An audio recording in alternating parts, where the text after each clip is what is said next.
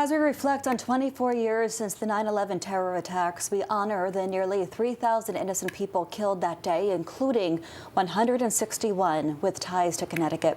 We also remember the brave first responders who rushed into danger to save lives. One of those people sitting next to me right now, we have retired Fire Captain Rich Alfes. And Captain, thank you so much for being here on this somber day and making sure that we never forget what happened that fateful day. We really appreciate it. Good morning. So you also worked with FEMA. Back then you also were with the Naugatuck Fire Department as a captain. Your pager went off. Walk us through what happened next that morning. Yeah, I received a phone call and I was told that we would probably be going. And I looked at the TV, at the news, and I said, well, it's just a fire. You know, they'll put it out. They have 9,000 firefighters. But as we know, it didn't work out that way. Mm-hmm. When the buildings fell, I was already en route to Beverly, Mass, where we were based out of. And then we left from there, went to Ground Zero. So when you got to Ground Zero, you pulled up, I imagine, like a ghost town. What was it like? What were the sights and sounds? Yeah, I just remember going down Interstate 95 into the city, and there was nobody on the road. We had a police escort going down there. There was 72 of us responded back then. And we set up at the Javits Center, and then we started operations at 9 o'clock that night on the corner of Church and Day Street. I remember all of that, right in front of the Millennium Hilton. And you spent several days searching for survivors? 9 days. 9 days total. What was that like? It was different. It was different. We started on searching Building 5. We started from the rooftop and went all the way down to the 4 sublevels. From there, we did Building 4, what was left of Building 4.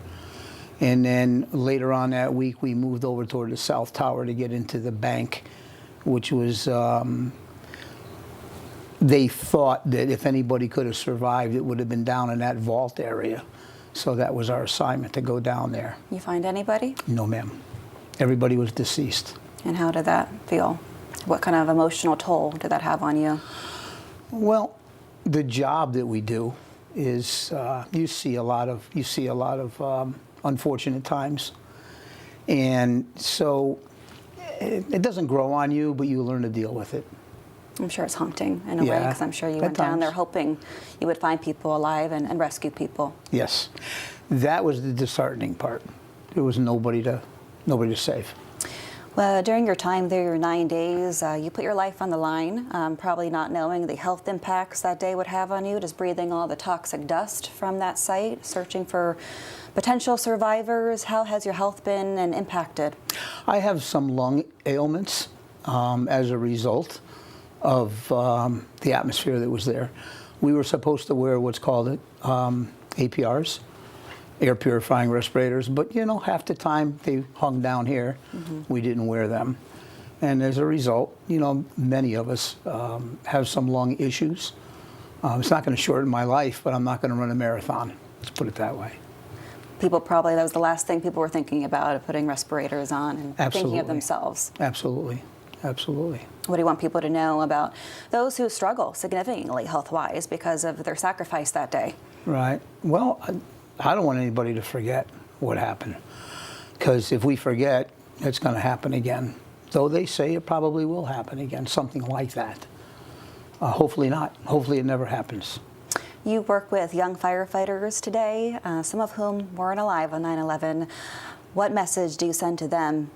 Well, not to forget, and to stay prepared.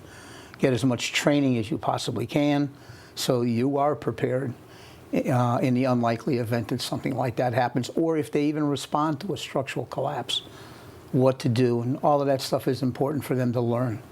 Captain, thank you so much for coming on early this morning. Really appreciate it. You're the best among us, and we appreciate your service.